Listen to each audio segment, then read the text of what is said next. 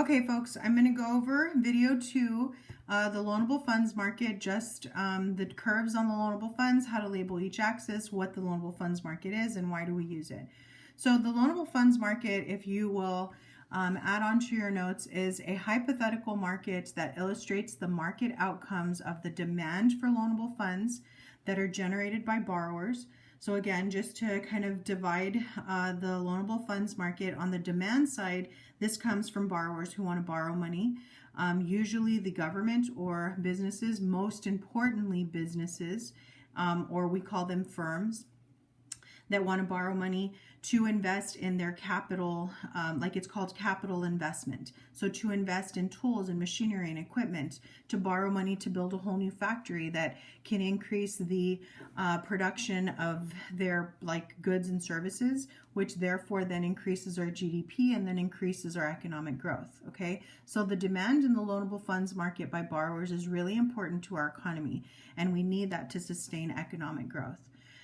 Also then we have on the other side the supply of loanable funds, which is provided by lenders. So the supply of loanable funds is then how we get, or where we get these loanable funds, comes from the money that we put into banks that is then therefore lent out by our lenders. So the two sides of this hypothetical market is the demand side, which comes from borrowers, the supply side, which comes from our lenders. And we'll talk about who then affects the supply and the demand of loanable funds in just a minute. So I want to go ahead and show you how to label the loanable funds market. And so if I can, you have your, I'm going to do every curve individually, but you have your X and your Y axis. Sorry for my ugly lines. And so we're going to label this the loanable funds market. You should always label the markets. I know that I commented on a few of your, whenever you were labeling the markets for a market in equilibrium, because some of you forgot to label markets, and that's really important that you label every individual market. For the loanable funds market on the y-axis, remember I told you that on the y-axis from here on out, in every graph that we cover, there's some sort of price on the y-axis. It's really important to know that in economics, this is why price is always on the y. So we talked about in the previous video that the price for borrowing money would be the real interest rate. So here you can label a little r with the percentage sign. This is the real interest rate. You will also probably see it a big I with a little r and a percentage sign. That's another way that you can correctly label this axis. But I've always been in the habit of doing the real interest rate symbol, the little r with the percentage sign. And you can also label just the y-axis, the real interest rate. But make sure that you know that you're specifically saying the real interest rate or identifying it, because on the money market there is the nominal interest rate as well, and that's what we label on the y. So you have to make sure that you're labeling it correctly. On the x-axis then, we are going to label the quantity of loanable funds. And I always just abbreviate it Q of LF. Again, I'm going to write this down in case you need to remember, but the quantity of loanable funds. This is what is on the x-axis and x-axis, and that's basically it. So we have two curves that interact in this loanable funds market. I'm going to go over the very first curve, or the upward sloping curve, which is the supply curve, and we just label it S, the supply of loanable funds. The supply of loanable funds comes from two sectors in the economy, and we'll go over more specifically the sectors of the economy that supply our loanable funds. The first ones are households, and this is households essentially. These are savers who are saving their money in their savings, right, in their savings accounts. And so savers saving their money essentially are one, and this is the sorry, I lost my train of thought. This is the sector of the economy that affects the supply of loanable funds, are households. So individual savers saving their money in banks is basically where our supply of loanable funds comes from. Remember that the supply of the funds that we lend out have to come from the money that we deposit into banks. So then therefore lenders can further lend out that money, and that's where the supply of our loanable funds comes from. The second is the rest of the world. ROW stands for the rest of the world. And the rest of the world basically have a hand in the supply of our loanable funds by something that is called capital inflow. And in this case, capital means money, and inflow is money that's coming into our economy by investors that want to invest in our banks. So sometimes when an investor sees that a country's interest rate is better than in their specific, like in their own country, they'll go and invest in foreign banks. So when the rest of the world put their money into our bank accounts or into our banks, then our banks can therefore then lend it out. And again, it supplies our loanable funds. So these are the two sectors of the economy that affect our supply of loanable funds. This curve is upward sloping because it has a direct relationship between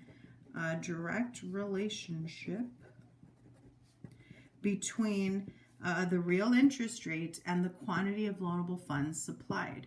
So remember when we talked about interest rates in the last video, when interest rates are really high, remember that as savers, we want the interest rates to be really high because then we have more of an incentive to save our money. We could earn more on our investment.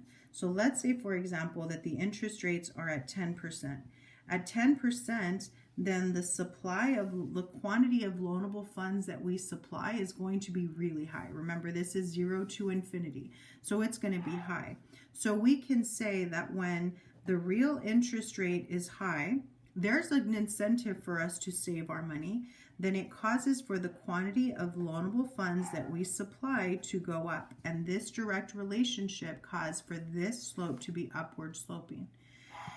Whenever the real interest rate is high, we're going to supply more loanable funds, or we're going to put more money in our bank. This is because, remember, there are only two things that we can do with our money. We are choosing to save our money at higher interest rates. There's an incentive to put our money in the bank. And so then therefore we will put our money in the bank, and then we can supply this money that is being lent out.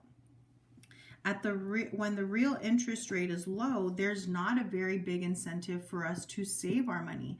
Instead, we're going to spend it. Remember, there's only two things that we can do with our money. We can save it or spend it. So let's say, for example, that the interest rates, like for example, in today's economy, our interest rates are about 1.1% in a regular savings accounts. Then at 1.1%, where the quantity of loanable funds that we supply is going to go down. We're not going to have a big incentive to put our money in the bank if we know that we're not going to earn as much potentially on that investment.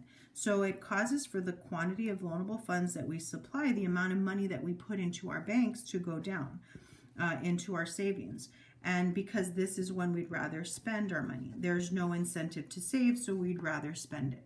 And so this direct relationship causes for this slope to be upward sloping. You don't necessarily have to know exactly the determinants of why it's upward or downward sloping in terms of the demand curve, but you will need to know what shifts these entire curves. So even though this might be kind of like a movement along the line, and to understand why it's upward sloping and to understand this idea of the interest rates and how it affects savers, then I cover it so that you can get more of an understanding. So hopefully that kind of gave you a little bit of information on the supply of loanable funds. So next I'm going to cover the demand of loanable funds. And the demand of loanable funds, I'm just going to draw this out again. This is the quantity of loanable funds. This is the real interest rate. And now then I'm going to cover the demand of loanable funds. The demand of loanable funds, I'm going to label this the loanable funds market. Again, you should not do as I do, but do as I say and label this correctly, the loanable funds market. So this downward sloping curve is the demand curve. The demand for loanable funds comes from the other two sectors of the economy. So people who demand loanable funds are firms, which are basically businesses, and the demand for loanable fund businesses, the demand for our loanable funds comes from businesses who, like I said before, they want to increase their capital stock. They want to buy more tools, more machinery, more equipment. Maybe they want to open up a new storefront or build a new factory, in which case then they have to borrow money to expand their business. This is good. We want for there to be an increase of demand in loanable funds because it yields more productivity, our GDP goes up, and then it yields more economic growth. So in order for us to sustain economic growth, we have to have businesses borrowing money, okay? The other sector of the economy that borrows money is the big bad government. And I always capitalize this because government borrowing money sometimes can be bad for our economy. And I'll talk about that when we go over the shifters and crowding out. So in any case, the government can borrow money when they run a budget deficit.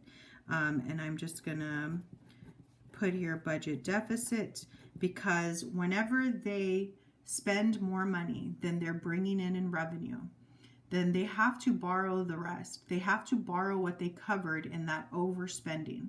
And when they come into the loanable funds and borrow money, it can be detrimental to our economy. And I'll go over that when I go over the shifters. But in any case, these are the two sectors of the economy that borrow money from the loanable funds market. Firms borrowing money is good. Government borrowing money sometimes can be bad. Okay? Alrighty. So this is downward sloping again because of the relationship between the real interest rate and the amount of loanable funds that you demand at that interest rate. Remember, demand are borrowers. These are the people who are borrowing our money. Borrowers. There you go. 2 R's, O-W-E-R. So these are our borrowers. Remember we said that interest rates affect borrowers versus investors or savers a little bit different. This is downward sloping because of this indirect relationship. Indirect relationship between the real interest rate and the quantity of loanable funds that you demand. So, for example, if the real interest rate is really high, let's say that the interest rate to borrow money is at 25%. Well, there's not going to be a lot of people that are going to demand a loan at this price. There's something that is called the, like when a company decides to borrow money, they essentially have to cover the cost of their investment. And if that company knows that they're not going to be as successful and not make the money to pay back the interest plus what they borrowed, then they're not going to borrow that money. It's the rate of return. It's called the rate of return. So if they know that the rate of return in an investment is not going to be higher than the interest rate, it's not beneficial for them to borrow at that interest, okay?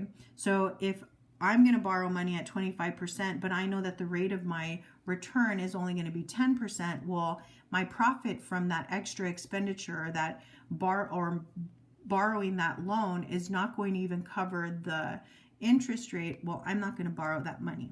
So when interest rates are really high, the quantity of loanable funds demanded then is going to go down because no one wants to borrow at higher interest rates.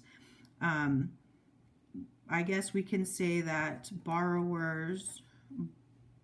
we borrow less, we can say, at high interest rates.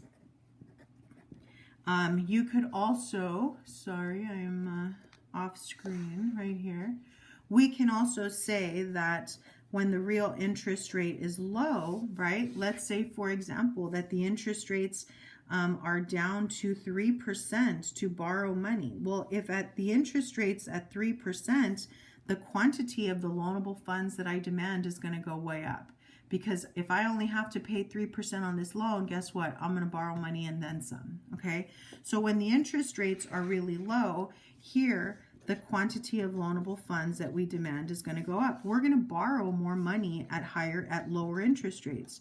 So we're going to borrow more at lower interest rates. And this is why this curve is downward sloping. Again, there's just my explanation of why this is downward sloping. Again, you don't necessarily need to know what causes this to be downward sloping, but understanding what people do when the interest rates are high or low, regardless of whether it's demand or supply. Are you saving your money? Are you spending your money? Are you borrowing money? Are you borrowing less? Are you not borrowing money? All of those things will help you to understand the loanable funds market. So I know I'm being very tedious in all that I'm going over with this market, with this graph, with this model, but I feel like it's beneficial to your understanding. So I'm going to stop there, and then I'll cover shifters in the next video. Stay tuned.